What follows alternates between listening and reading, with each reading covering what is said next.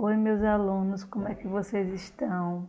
Eu espero que vocês estejam bem, tomando todo tipo de cuidado devido nessa quarentena, cuidando dos seus pais e de seus familiares dentro de suas casas. E nessa semana iniciamos essa jornada de ter aula em casa, devido à nossa situação de isolamento. Então, preparei aqui esta revisão dos nossos conteúdos de cidadania que trabalhamos em sala de aula. Vamos lá? Vamos lá. O assunto que a gente estava trabalhando em sala de aula é linguagem. E ele percorre bastante nessa área de língua, sociedade e essa relação. Mas primeiro, para a gente saber sobre essa relação entre a língua e sociedade, a gente tem que saber o que é linguagem.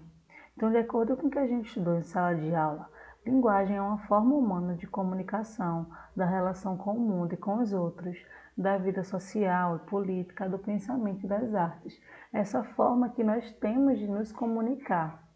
Então, qual é a importância da linguagem e por que estudamos em cidadania? É porque só quando o homem nota a presença dos outros homens, nasce a necessidade e o desejo de comunicar os sentimentos e os pensamentos. E é muito interessante entender a diferença de se comunicar e falar. Eu não preciso falar para me comunicar. Eu posso me comunicar com vocês, por exemplo, com sinais, com gestos, com símbolos ou até com a forma da minha expressão corporal. Eu não preciso falar para poder me comunicar. Vamos lá. Então, qual é a origem da linguagem? Tem três origens, né? Que a gente percebe que a linguagem veio. A primeira delas são as onomatopeias, né? As imitações de sons de animais que fazemos desde pequeno. As imitações de gestos, querendo imitar os animais, querendo imitar os nossos pais, mesmo sem saber. Então, assim, essas onomatopeias deram origem à linguagem, é uma das origens. E também temos a necessidade do homem, a necessidade, a fome, a sede e a necessidade de reunir-se em grupo.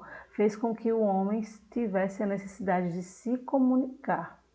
E também nasce das emoções, o grito, aquela emoção de medo, surpresa e alegria, porque quando o ser humano ele está com essas emoções, o que ele tende a fazer? Se comunicar. E como é que ele se comunica? Como é que ele se comunica? Com um grito ou choro, quando ele sente dor, medo ou compaixão, ou até o riso, quando ele está em estado de bem-estar ou felicidade.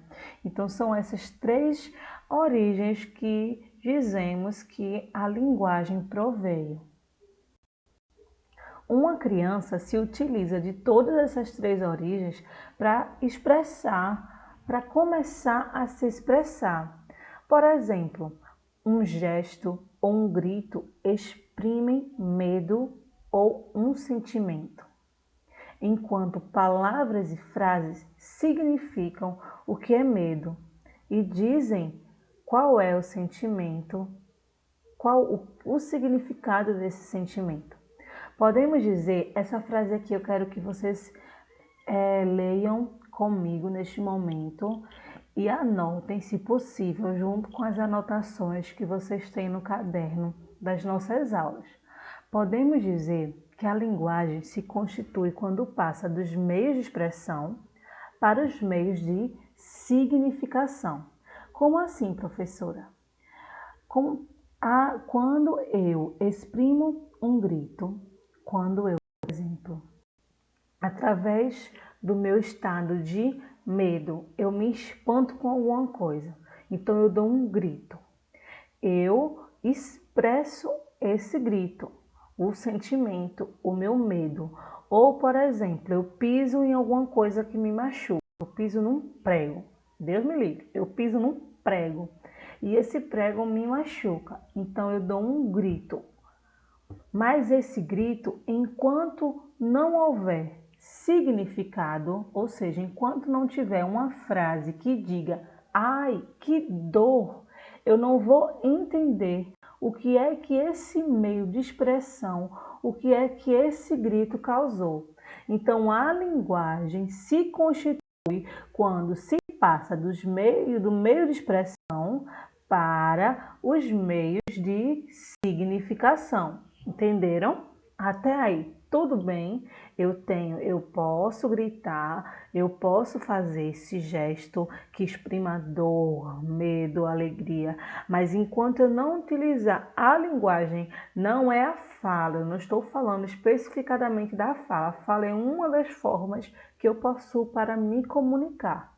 Então, pego esse meio de expressão e, através da linguagem, eu transformo num meio de significação. Esse é o papel da linguagem. Até aí, tudo bem? Bora passar. Então, qual é a relação da língua e a sociedade? Se a gente está estudando esse assunto em cidadania, não é isso? Por quê?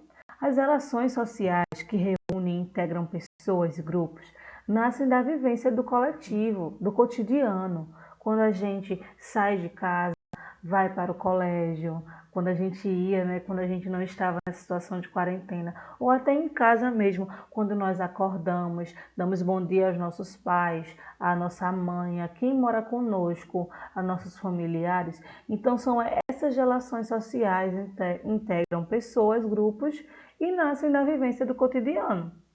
E a partir das situações do dia a dia, as pessoas se aproximam a partir de práticas comunicativas. Imagine você acordar, principalmente nessa situação de isolamento. Imagine, você acorda nessa situação de isolamento social, você não fala com ninguém, fica na sua casa o dia todinho. Olhe que estado de vida que você estaria, que realmente você não estaria vivendo nem em família, nem em sociedade. Então, a partir das situações do dia a dia, a gente com as práticas comunicativas, bom dia, mãe, tem o que para café? Aí ela vai dizer, não tem nada, vai fazer tu. Então, essas coisas assim, pequenas, as situações do dia a dia, é que vai nos aproximando a partir dessas práticas comunicativas. Até o meu celular, conversando lá no grupo do WhatsApp. Então, tudo isso vai girando em torno de uma relação entre língua e sociedade. Por isso que essas práticas estruturam a nossa formação social. É a partir dessas práticas comunicativas que somos estruturados, que somos formados socialmente para viver coletivamente e não viver a nossa individualidade por si só. Certo que nós temos as nossas personalidades, nós temos as nossas características, mas é a partir da linguagem que saímos de nós, entramos em contato com o outro e formamos e traçamos uma relação em sociedade.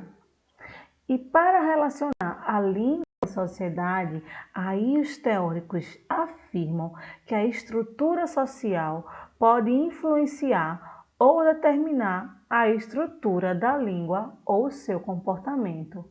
Por isso que muitas línguas estão em processo de constante variação, ainda hoje.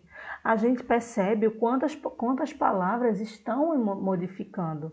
O você, que antes era voz me ser, que já modificou para ficar mais contraído, que agora é VC no Instagram e vai se modificar mais. O tu que a gente utiliza mais e não o voz. Então, assim, são essas coisas da língua se modifica em uma época, em lugar, um grupo social. Por exemplo, um grupo social tem tipos de palavras, que são comuns. E outro grupo social tem tipos de palavras, as famosas gírias, tem tipos de palavras que são comuns. Então, essa língua sempre está se modificando. E o estudo da influência dos aspectos sociais nas manifestações da língua se chama sociolinguística. Tudo isso que a gente acabou de estudar aqui, essa relação da língua e sociedade, é estudada por esse ramo aqui da ciência sociolinguística. É muito interessante, né, gente? Então, muito obrigada por prestarem atenção até agora. Se restou alguma dúvida, entre em contato comigo, que eu com muito carinho e muito zelo por vocês vou tentar tirar todo e qualquer tipo de dúvida, tá bom? E outra coisa, nas anotações que vocês fizeram junto comigo em sala de aula, procurem revisar, ler novamente. Este assunto está no livro de vocês. Esse aqui, ó, este aqui é o meu manual do educador, mas o livro de vocês é igualzinho a este aqui, ó, Cidadania, Moral e Ética. Então eu peço para que vocês peguem o livro de vocês, o capítulo 1, e deem uma revisada, olhem os exercícios que eu já passei para vocês. Caso não estiver feito, façam, porque quando tudo isso voltar, vocês sabem que eu pego o livrinho e dou uma olhada nele. Então, por favor, junto com a gente ajudar vocês, vocês também aí precisam se ajudar, contem com a ajuda da gente. E outra coisa, contem com a ajuda dos pais de vocês, tá bom? Até a próxima aula. Beijos!